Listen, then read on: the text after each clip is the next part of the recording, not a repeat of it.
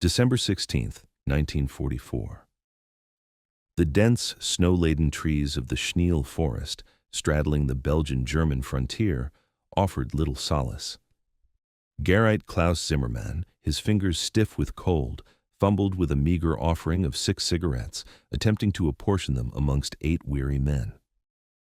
In the pre-dawn gloom, he grappled with fractions, the distant rumble of American artillery, a constant, ominous reminder of the war's relentless advance.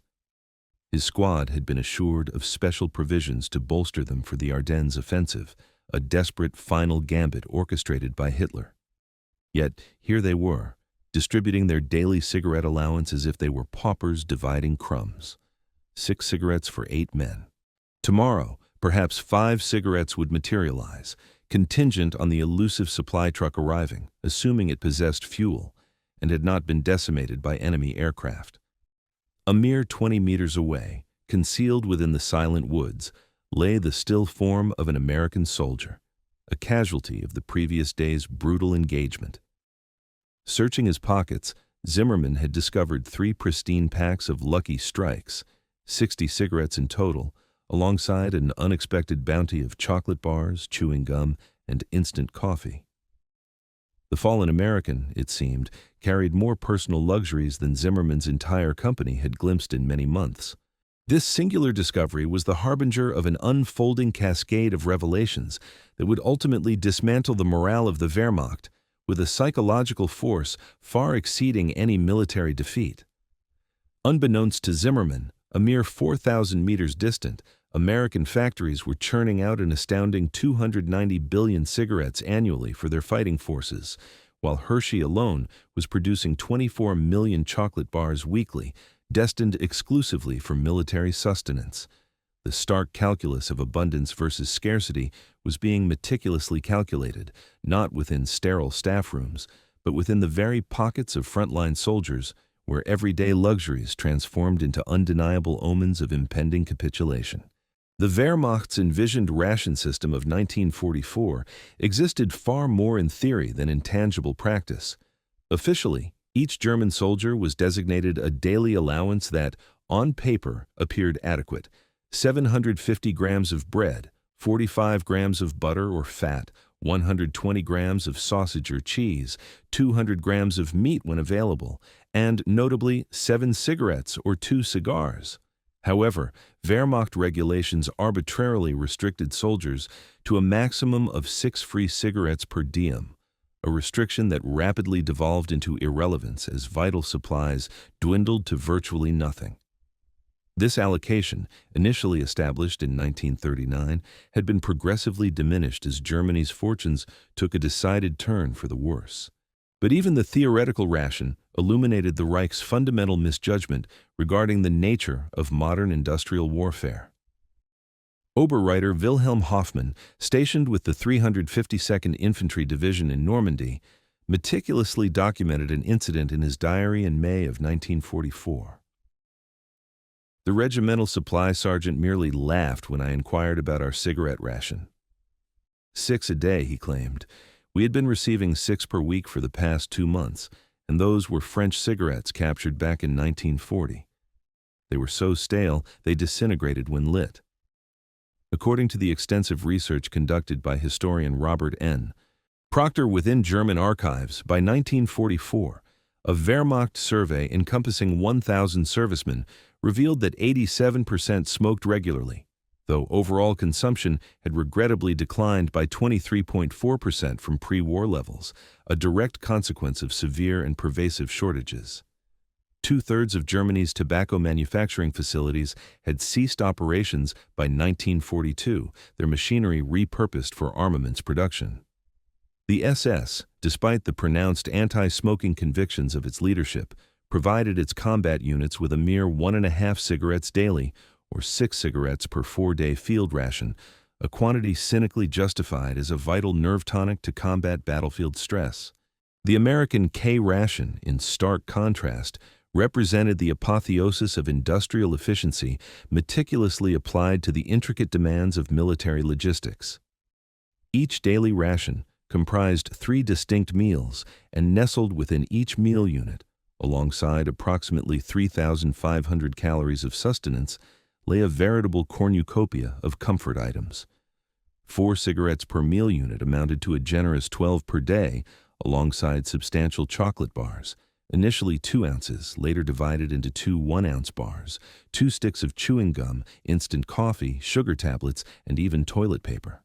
The cigarettes alone, encompassing popular brands like Camel, Lucky Strike, Chesterfield, and Philip Morris, were invariably fresh, hermetically sealed in waterproof cellophane, and thoughtfully accompanied by matches.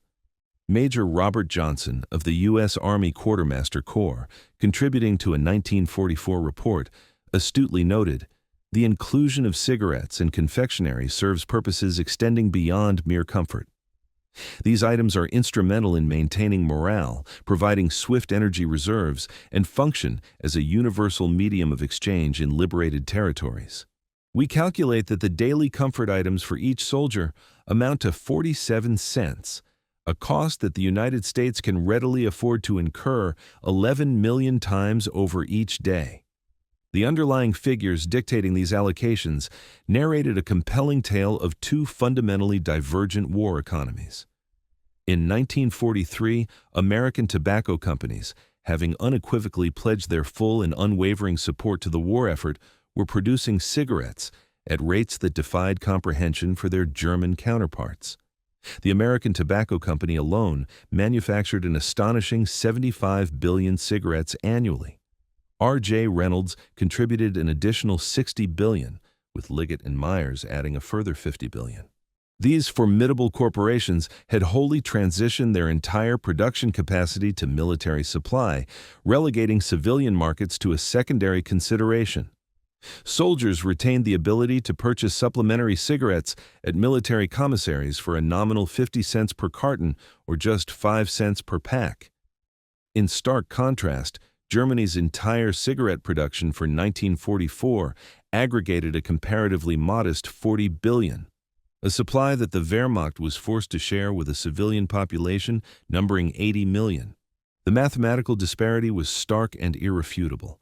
America produced 7 1/4 cigarettes for every single German cigarette, while simultaneously sustaining a military force that was demonstrably better provisioned and a civilian populace that still enjoyed a relative abundance of goods.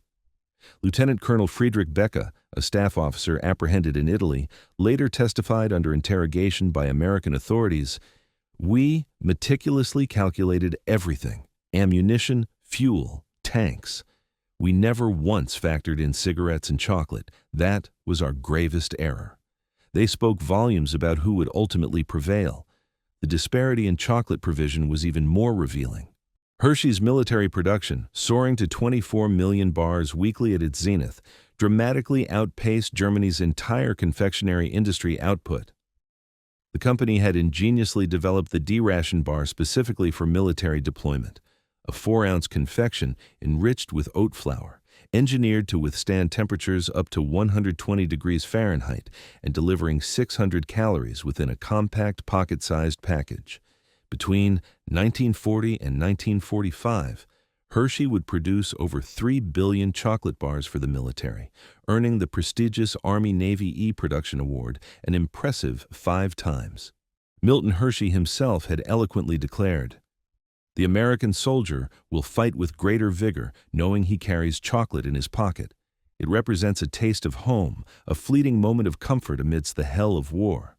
We shall ensure he never runs short." On the Eastern Front, where the vast majority of the Wehrmacht engaged in brutal and often fatal combat, the ration situation had completely deteriorated by 1943. Gerhard Hans Müller, serving with the 6th Army prior to the devastating fall of Stalingrad, penned a poignant letter to his sister in October of 1942. "We receive our allotted 6 cigarettes perhaps twice a week. When we capture Russian positions, we scour the fallen not for intelligence, but for makorka, a crude, coarse tobacco. We roll it into crude cigarettes using newspaper salvaged from Pravda, Soviet propaganda destined to pollute German lungs." The profound irony was not lost on the soldiers. Here they were, the supposed representatives of a master race, reduced to smoking Soviet peasant tobacco crudely rolled in communist newspapers, while their American adversaries, whom Nazi propaganda relentlessly depicted as effeminate and morally bankrupt, routinely carried multiple packs of premium cigarettes as standard issue. Feldwebel Kurt Weber of the 4th Panzer Army recounted a particularly telling incident in January of 1943. We overran an American supply depot that had been airdropped to the Russians, crate after crate of Lend-Lease provisions. Spam, Maxwell House coffee, Lucky Strikes, Hershey bars. The Americans were supplying their allies with superior provisions than Germany was providing its own troops. We descended into infighting over chocolate bars while simultaneously unearthing crates that individually contained more cigarettes than our regiment had received in the preceding 3 months. Indeed, the Lend-Lease program had facilitated the shipment of billions of cigarettes to the Soviet Union, alongside 70,000 tons of processed foodstuffs, including chocolate and coffee. America's formidable industrial capacity was not only generously supplying its own forces, but was also providing its allies with luxuries that the Wehrmacht could only dream of. The Italian campaign, spanning 1943 to 1944, offered Wehrmacht soldiers their initial, sustained exposure to the sheer abundance of American provisions. As German forces retreated northward, they stumbled upon American supply lines that operated on principles utterly incomprehensible to the German military mindset. Lieutenant Joachim Reichert, serving with the 1st Fallschirmjäger Division at Monte Cassino, wrote in February of 1944, "The Americans bombard us with more artillery ammunition in 1 hour than we receive in an entire week. But the true detriment to our morale lies in what we discover in their abandoned positions: discarded chocolate wrappers, empty cigarette cartons, half-eaten cans of food. They discard more than we are ever issued." The psychological impact was further amplified when German soldiers discovered American supply dumps.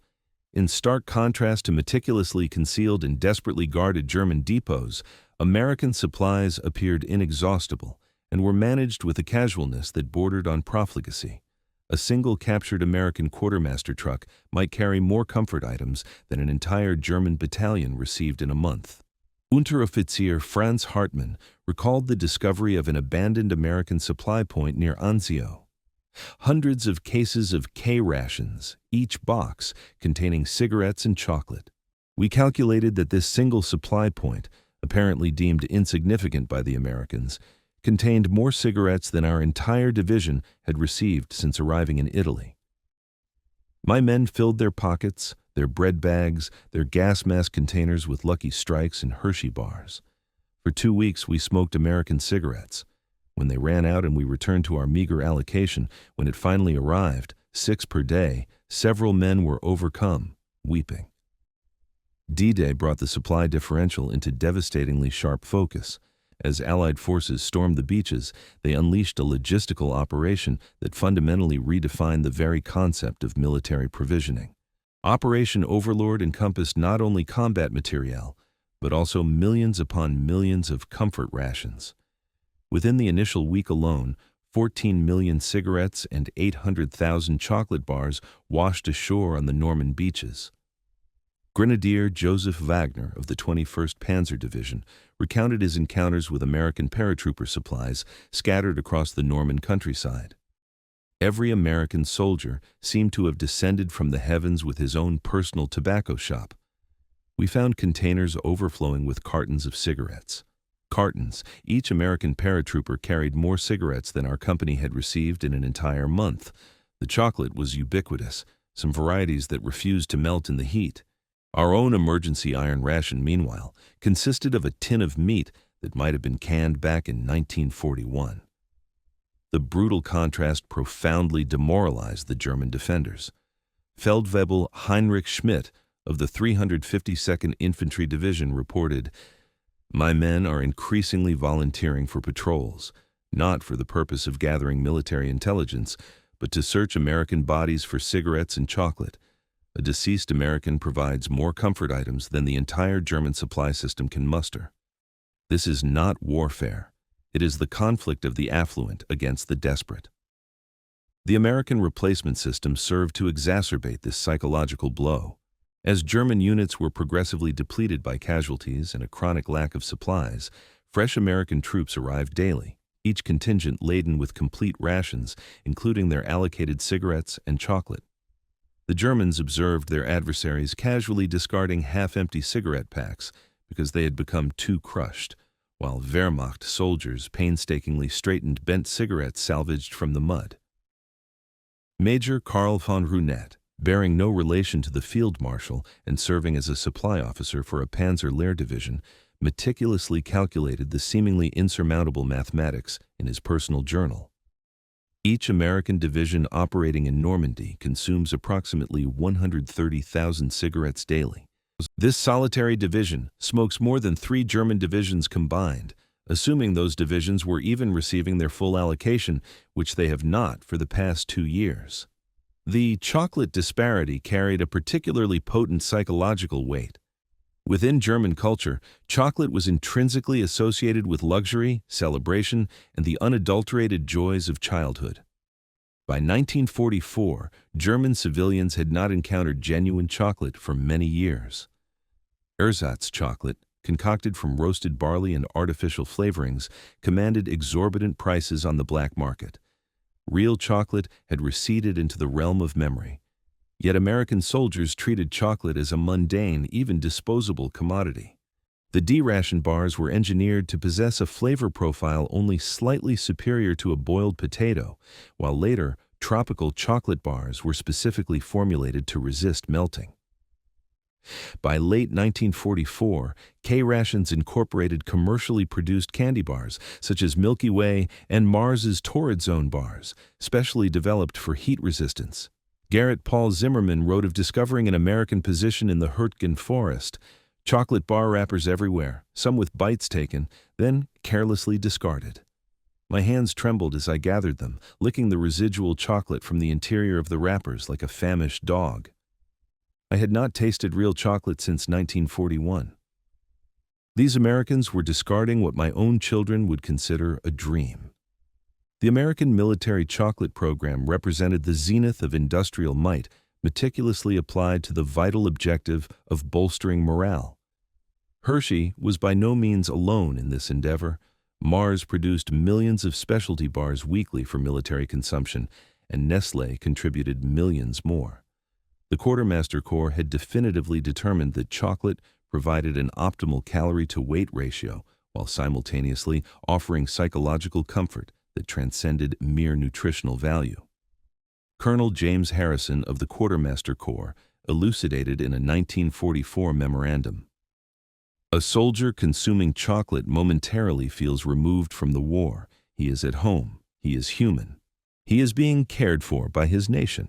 This psychological effect multiplies combat effectiveness exponentially, far beyond any mere caloric calculation. German soldiers increasingly recognize the profound absence of this philosophy within their own logistical framework. The Wehrmacht treated its soldiers as mere instruments requiring minimal upkeep. The American military, conversely, regarded its soldiers as human beings deserving of comfort even amidst the crucible of war. This fundamental philosophical chasm, made tangible in chocolate bars and cigarette packs, eroded German morale with a far more profound and insidious effectiveness than any propaganda campaign ever could. By late 1944, American cigarettes had effectively become the universal currency throughout German-occupied territories. A solitary pack of Lucky Strikes could procure a chicken, while a carton might be exchanged for a bicycle. German soldiers increasingly found themselves utilizing their meager pay to purchase American cigarettes from French or Belgian black marketeers, cigarettes that had been discarded or traded by American soldiers who possessed an overwhelming surplus. Oberfähnrich Hans Dietrich wrote from Belgium in September of 1944. The ultimate humiliation is purchasing American cigarettes with German marks from Belgian farmers who received them freely from American soldiers. One pack costs more than my daily wage. The Americans distribute them to children as gifts. This stark economic reality mirrored the broader logistical catastrophe plaguing Germany. The nation's war economy, despite Albert Speer's remarkable production achievements, could barely sustain the output of weaponry and ammunition. Luxury items such as cigarettes and chocolate had been irrevocably sacrificed in the pursuit of total war. America's economy, operating at unprecedented industrial capacity, was simultaneously producing the instruments of war and the comforts of peace. The statistics were undeniably damning. In 1944, America manufactured 500,000 military trucks, 96,000 aircraft, 17,000 tanks, and a staggering 290 billion cigarettes. Germany, in contrast, managed 40,000 trucks, 25,000 aircraft, 8,000 tanks, and 40 billion cigarettes, the majority of which were allocated to civilians to bolster home front morale. The production ratios told a clear and unambiguous story. America could afford comfort, Germany could barely afford mere survival. The American supply system, which reliably delivered cigarettes and chocolate directly to frontline troops, represented logistics elevated to an unparalleled art form. From the factory floor to the distant foxhole, the system operated with a choreographed precision that German officers observed with a mixture of professional admiration and personal despair. Liberty ships, mass-produced at rates Germany could not comprehend, departed American ports daily, their holds crammed with an astonishing array of goods, ranging from Sherman tanks to Hershey bars. Upon reaching British or French ports, these vital supplies flowed through a distribution network that seemed to operate entirely outside the conventional constraints of wartime logistics. Hauptmann Erich Weiss, a logistics officer captured in France, later recounted his interrogation by American intelligence. They inquired about our supply routes, our depot locations, our distribution challenges. When I explained our system, the inherent delays, the persistent shortages, the constant improvisations, they appeared genuinely perplexed. One officer then asked, "But how do you manage to maintain regular cigarette distribution?" When I laughed and replied that we did not, he regarded me with an expression of pity, not triumph. The Red Ball Express, the legendary American supply line that stretched from Normandy to the advancing front, transported combat material and comfort items with an equal and unwavering priority. Operating from August 25 to November 16, 1944, this 81-day logistical marvel moved an astounding 412,193 tons of supplies over routes extending up to 750 miles one way. At its peak operational capacity, 5,958 vehicles were in simultaneous service, with an impressive 75% of the 23,000 drivers being African-American soldiers serving in segregated units. The operation achieved a remarkable daily throughput of up to 12,342 tons on a single record day, August 29, 1944. In stark contrast, German supply trucks, when they possessed fuel, undertook dangerous and infrequent journeys, carrying only the most essential ammunition and medical supplies. Lieutenant Robert Mason, driving for the Red Ball Express, vividly recalled, "We would pull into a forward depot and unload cases of ammunition right alongside cases of cigarettes and candy." The same urgency, the same efficiency was applied to both. The quartermasters treated chocolate bars with the same critical importance as bullets. Both were considered vital ammunition for the ultimate victory. The winter of 1944 to 1945 witnessed the supply differential reaching its most cruel and extreme manifestation. During the Battle of the Bulge, commencing on December 16, 1944, Germany's final offensive saw Wehrmacht soldiers advancing through American positions, gleefully seizing supplies that starkly mocked their own desperate deprivation. Hitler had unleashed his ultimate gamble with an overwhelming force of over 200,000 troops through the Ardennes. However, the offensive would ultimately falter, partly due to an unexpected and profoundly demoralizing factor: German soldiers frequently pausing their advance to loot American supplies. General Lieutenant Friedrich Bayer, advancing with the 1st SS Panzer Division, wrote, "We overran an American field kitchen. Hot coffee, real coffee, still brewing, stacks of K-rations, each one containing cigarettes and chocolate, fresh bread, canned fruit, We ate until we were sick, filled our pockets with cigarettes, and then continued our advance. Our squad leader remarked, "We are not defeating them, we are raiding their grocery store." Entire units deliberately delayed their forward momentum to indulge in feasting on captured rations. The psychological impact was utterly devastating.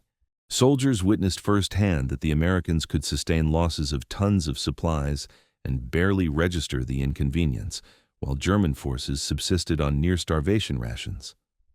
Feldwebel Otto Kraus remembered finding an abandoned American supply truck. It had been hit by artillery, the driver killed. The cargo, cases of cigarettes, chocolate, coffee, and canned food, was scattered everywhere. We behaved like starving dogs, fighting each other for chocolate bars. Veterans of 5 years of combat reduced to squabbling over candy. The dead American driver had more cigarettes in his pocket than I had seen in 6 months. Meanwhile, encircled American forces in Bastogne received critically important airdrops that included not only vital ammunition and medical supplies, but also an abundance of cigarettes and chocolate.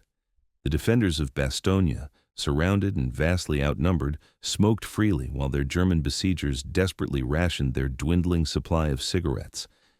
When German soldiers eventually surrendered, the shock of the supply disparity continued. American prisoner of war camps provided German prisoners with more cigarettes and superior food than they had ever received as active soldiers. This astonishing generosity, utterly incomprehensible to minds conditioned by prolonged scarcity, shattered any lingering illusions of German military superiority. Unteroffizier Wolfgang Mehr, captured during the Bulge offensive, described his initial days in captivity. The Americans provided each prisoner with 5 cigarettes daily, only one less than our theoretical military ration that we never actually received. They apologized that chocolate was limited to twice weekly. Apologized. We had not seen chocolate in 2 years, and they were apologizing for providing it to enemy prisoners only twice per week. German prisoners of war held in American camps consistently received regular military rations that included an ample supply of cigarettes and chocolate. Following Germany's unconditional surrender in May of 1945, German prisoners were reclassified as disarmed enemy forces, a maneuver designed to circumvent the obligations stipulated by the Geneva Convention. Nevertheless, they continued to receive provisions superior to those they had experienced as active combat soldiers. A former POW recounted his weight surging from 128 to 185 pounds during his confinement, while another detailed a choice between frozen confections and a popular soda at Fort Lewis in 1944, luxuries even unavailable to American citizens due to wartime restrictions. The psychological toll intensified as prisoners shared news of American plenty in their letters home. These missives, passing through censors, conveyed messages that undermined Nazi propaganda more effectively than any Allied broadcast. "We are better fed as captives than we were as soldiers," declared one. "The Americans possess such abundance that they can extend kindness even to their adversaries," wrote another. While American servicemen grumbled about the monotony of their K-rations, German civilians faced outright famine. By 1944, the cigarette ration for German civilians had been reduced to a mere 3 per diem, then to 2, eventually becoming purely theoretical as supplies evaporated. Women under 25 and over 55 were entirely excluded from tobacco ration cards. Chocolate vanished from general circulation, reserved solely for the ruling political class. By 1945, inhabitants of urban areas subsisted on an average of between 1,000 and 1,671 calories each day, varying by region. Herr Gerhard Wolf received correspondence from his wife in a bombed-out Berlin. His young son, Klaus, inquired when his father would bring home chocolate. He was told, after the war. When asked about the war's end, the father admitted he had no answer. They had recently received their cigarette ration. 4 cigarettes to last 7 days. He managed to trade them for a 1/4 kilogram of potatoes. Meanwhile, American soldiers were dispatching chocolate and cigarettes to their families as tokens of affection. The United States Postal Service facilitated the delivery of millions of parcels from servicemen to their households, containing desirable goods that German civilians could scarcely imagine. This disparity extended beyond the military realm. It represented a fundamental difference between civilizations. Private First Class. Tommy Rodriguez penned a letter to his mother in Texas stating, "I am sending you some German currency as mementos along with a few chocolate bars. We have no need for them. We receive plenty. You should trade the cigarettes I'm sending to Dad for something nice for yourself." Such casual generosity would have been pure fantasy for German families. Beneath the surface of these cigarettes and chocolate lay the chilling reality of America's industrial might. The very factories that churned out B-17 bomber aircraft were also producing chocolate bars. The same efficiency that birthed Liberty ships was responsible for the creation of cigarette packs. The same organizational brilliance that orchestrated the D-Day landings was instrumental in coordinating the distribution of comfort items. By 1944, American wartime production had reached levels that defied rational comprehension: 290 billion cigarettes annually for military use, 3 billion chocolate bars from Hershey alone, 11 billion K-ration units, $500 million worth of coffee, and $100 million worth of chewing gum. Germany's entire economy could not rival America's output of comfort goods, let alone its military production. The Wehrmacht found itself confronting the world's first post-scarcity military force with an army born of scarcity. Every American cigarette butt discarded in the European mud symbolized an industrial capacity that Germany could not match. In post-war interrogations, General Oberst Heinz Guderian candidly admitted, "We meticulously calculated divisions, tanks, and aircraft. We should have instead calculated cigarettes and chocolate bars. They spoke the truth. America could wage war and scarcely feel its strain. We, however, could not adequately provision both our soldiers and our civilians simultaneously." American military psychologists had employed mathematical principles to assess morale.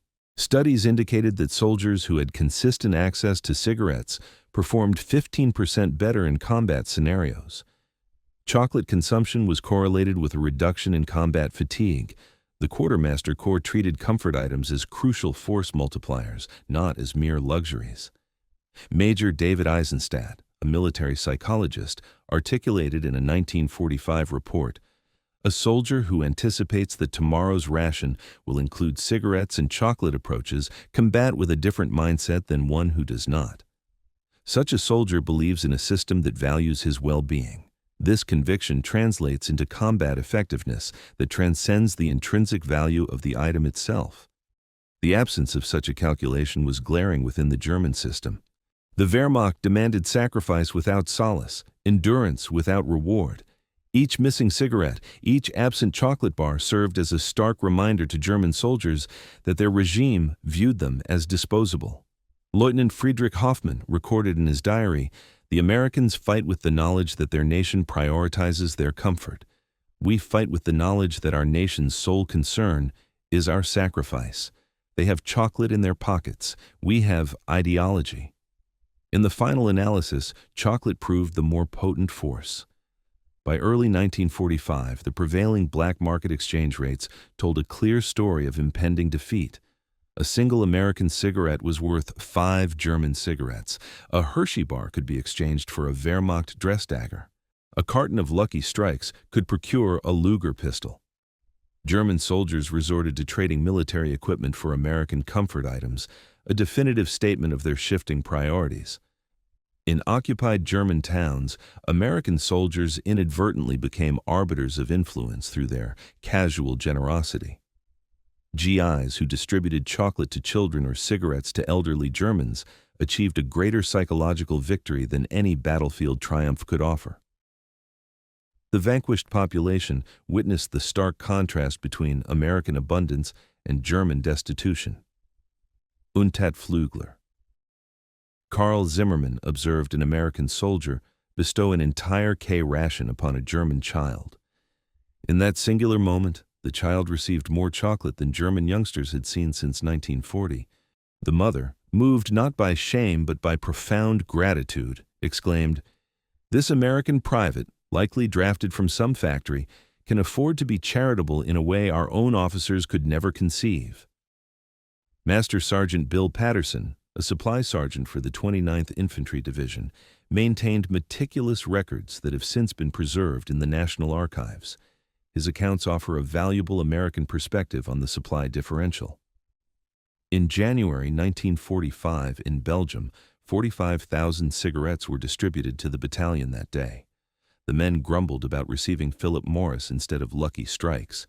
200 chocolate bars had to be discarded due to water damage. Regulations prohibited the distribution of damaged comfort items.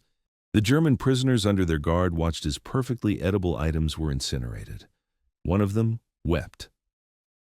In February 1945, in Germany, a supply truck struck a mine, resulting in the loss of 10,000 cigarettes and $500 worth of chocolate. Division headquarters assured that a replacement shipment would arrive the following day, deeming it a minor setback. German prisoners assisted in the cleanup, stuffing their pockets with damaged cigarette packs and broken chocolate. The guards allowed it, reasoning, "Why not? We'll have more tomorrow than we can possibly use." In March 1945, near the Rye River, a captured German supply depot was found to contain a meager collection of perhaps 1,000 cigarettes, all of French brands dating back to 1940. There was no chocolate, no coffee, and some imitation tea. The depot's supply sergeant's records indicated this was intended to sustain a regiment for an entire month. The Americans distributed more than this amount daily to a single company. Dr. Vera Schreiber, a German chemist involved in the development of ersatz chocolate, provided post-war testimony regarding German efforts to replicate American comfort items. She recounted, "We exhausted every possibility. Roasted barley mixed with saccharin to approximate chocolate flavor, dried beet leaves for tobacco. The results were utterly pathetic." American soldiers consumed genuine chocolate, providing 600 calories per bar. Our ersatz chocolate contained only 100 calories and tasted like sweetened dirt. They smoked Virginia tobacco. We smoked whatever would smolder and produce smoke. The Americans applied the same rigorous scientific methodology to the development of comfort items as they did to weaponry. Hershey employed food scientists to formulate heat-resistant chocolate. Tobacco companies perfected moisture-proof packaging. We Germans, purportedly masters of science and efficiency, were incapable of providing our soldiers with palatable chocolate or smokable cigarettes. Operation Varsity, the Allied crossing of the Rhine on March 24, 1945, exemplified American supply superiority in its ultimate manifestation.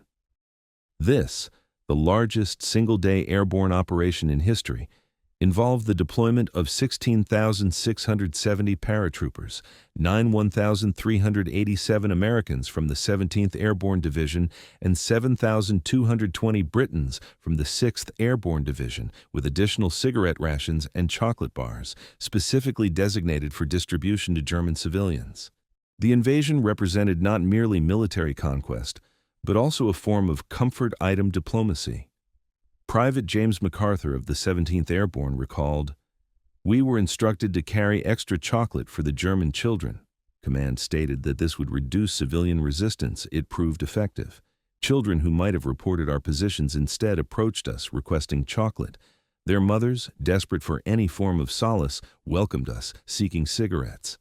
We achieved victory through Hershey bars. German defenders observed American soldiers casually dispensing abundance, while they themselves struggled for basic survival. The Volkssturm units, Germany's last-ditch militia, often comprised elderly men who had not tasted chocolate since the 1930s and children who had never experienced it.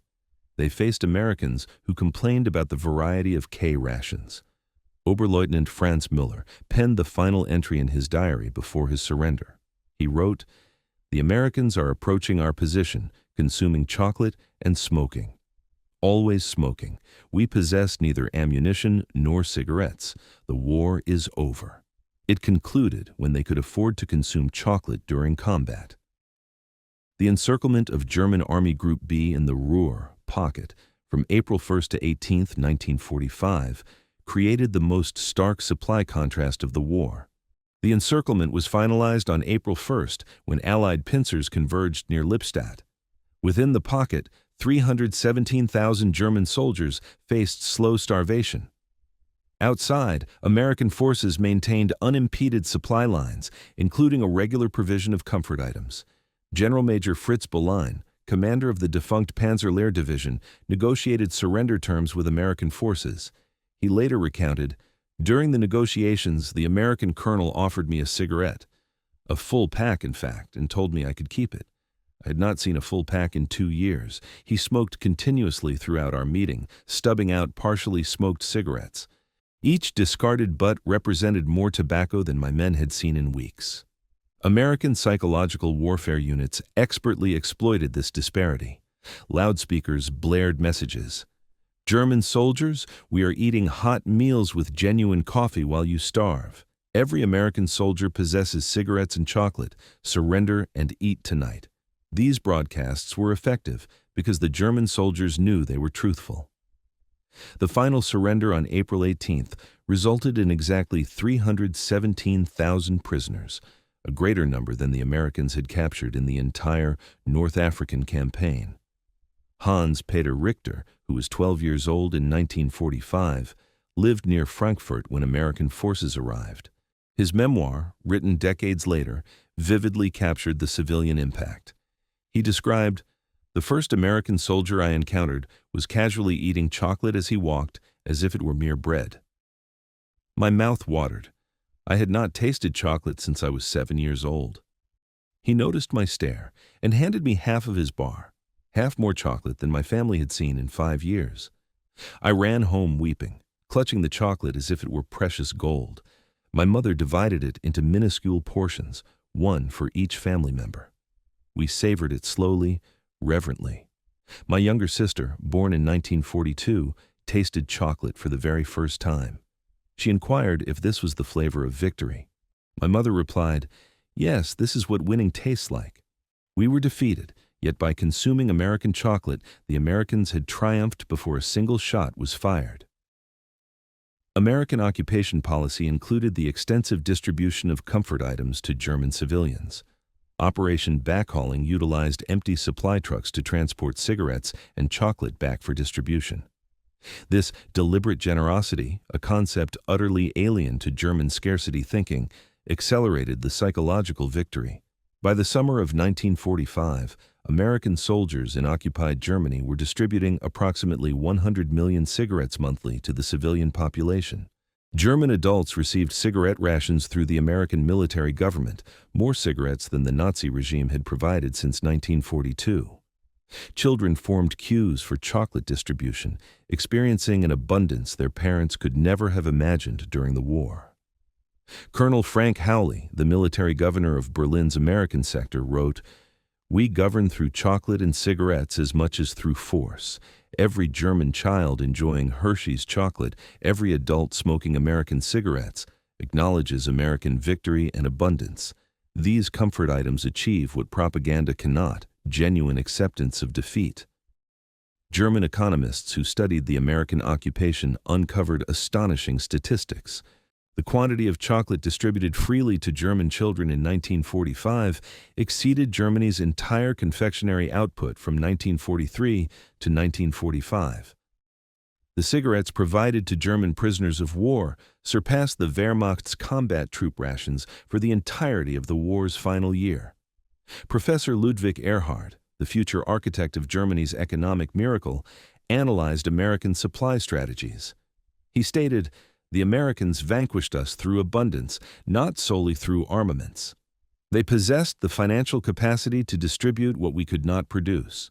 Every American cigarette placed between German lips, every chocolate bar in German hands, served as a testament to the fundamental failure of our economic system." In 1985, at a reunion of the 82nd Airborne Division, former Feldwebel Kurt Miller, by then an American citizen, addressed his former adversaries. He declared, "You defeated us with chocolate and cigarettes as much as with bullets and bombs. Every K-ration we captured revealed America's strength. You had so much, you could afford to be compassionate. We had so little, we could not afford basic humanity." He continued, "When I discovered American cigarettes on fallen paratroopers at Normandy, I knew Germany would lose. No nation capable of providing every soldier with chocolate and cigarettes could possibly be defeated by a nation that could not." The American veterans applauded their former enemy, who had grasped the war's most profound lesson, that abundance enables generosity, while scarcity necessitates brutality. Among the documents unearthed in German military archives was a letter from Frau Elisabeth Hoffmann to her son, Lieutenant Paul Hoffmann, dated March 1945. She wrote, "Paul, the Americans have entered our village. They gave little Anna chocolate, real chocolate. She consumed it so rapidly that she became ill. The American medic provided her with medicine and additional chocolate, advising her to eat it slowly. They possess such an abundance of chocolate that they can offer extras to a sick German child. Your father is trading his Iron Cross from the First World War for cigarettes from American soldiers. They laugh and present him with entire cartons, stating that the medal is worth more, such wealth that they can jest about it. We were informed they were weak and decadent. They are neither. They are unimaginably wealthy.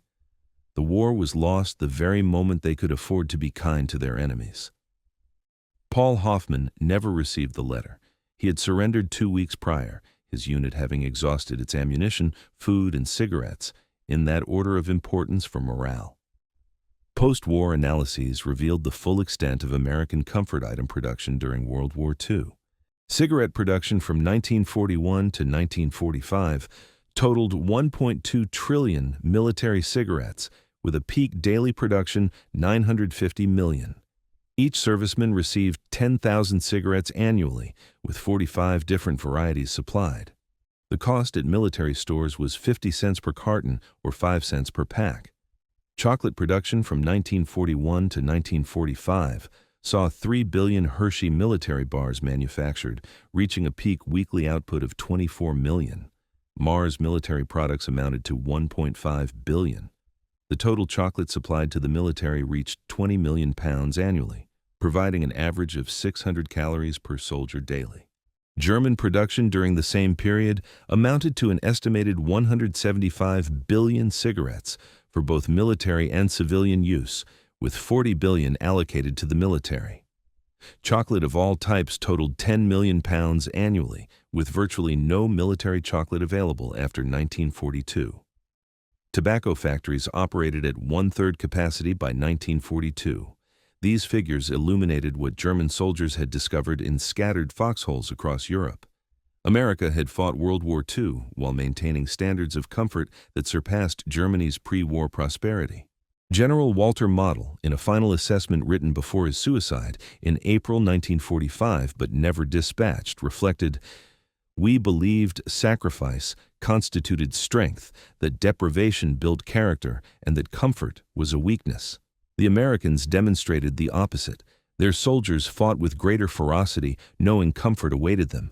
Our soldiers surrendered, anticipating only further deprivation.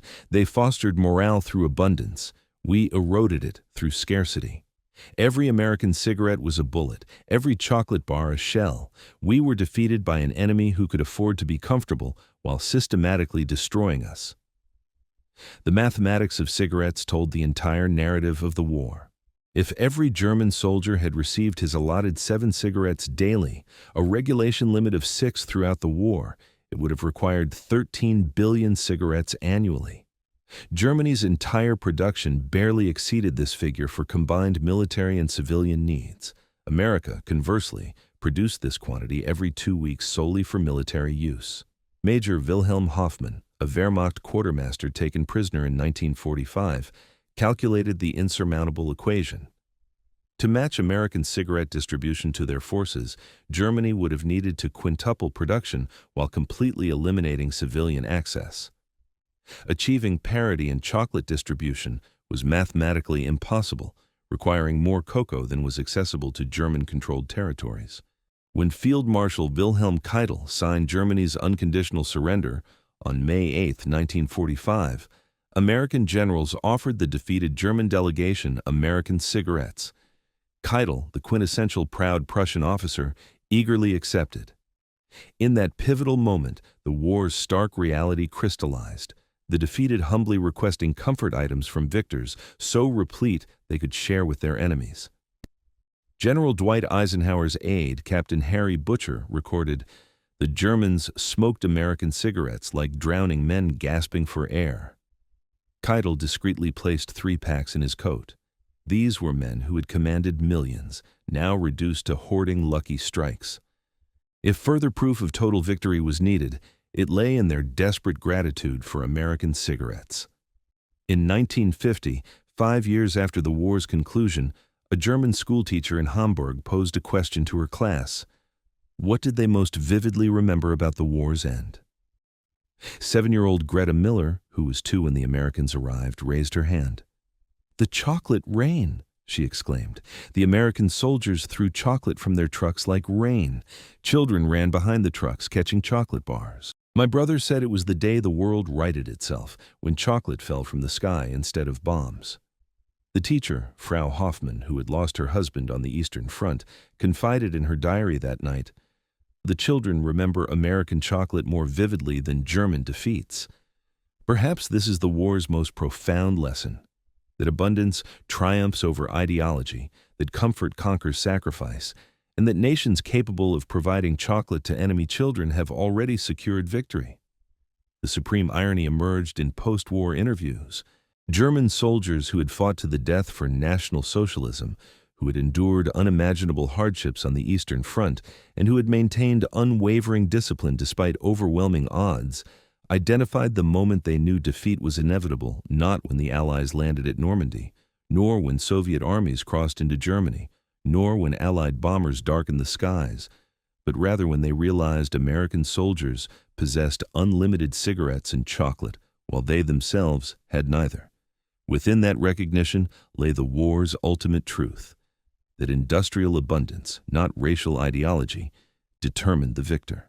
Hans von Luck, one of the Wehrmacht's most decorated officers, summarized in his memoirs, "We believed ourselves to be warriors of a superior race, destined to rule through sheer will and sacrifice. We were defeated by Democrats bearing chocolate bars, by factory workers carrying more cigarettes than our generals, by a nation so immensely wealthy that it could afford to waste what we could not produce.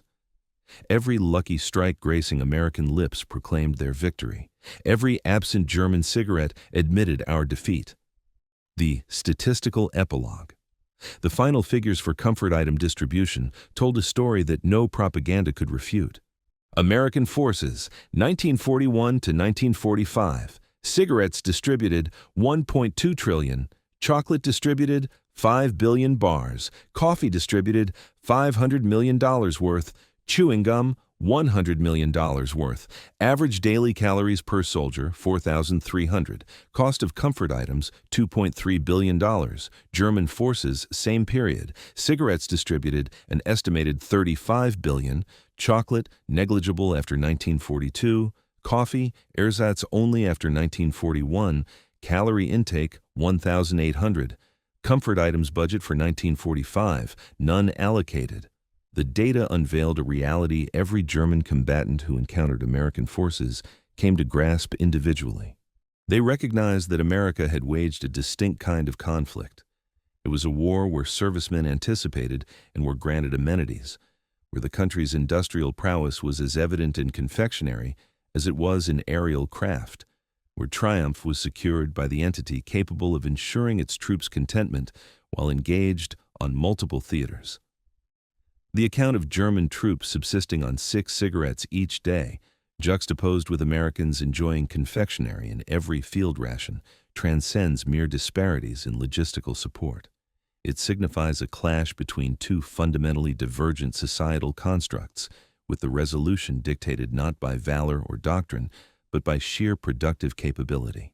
Each German soldier who experienced the profusion of American provisions, whether through pilfered supplies, the rations of prisoners, or the magnanimity of occupation, underwent the same profound realization.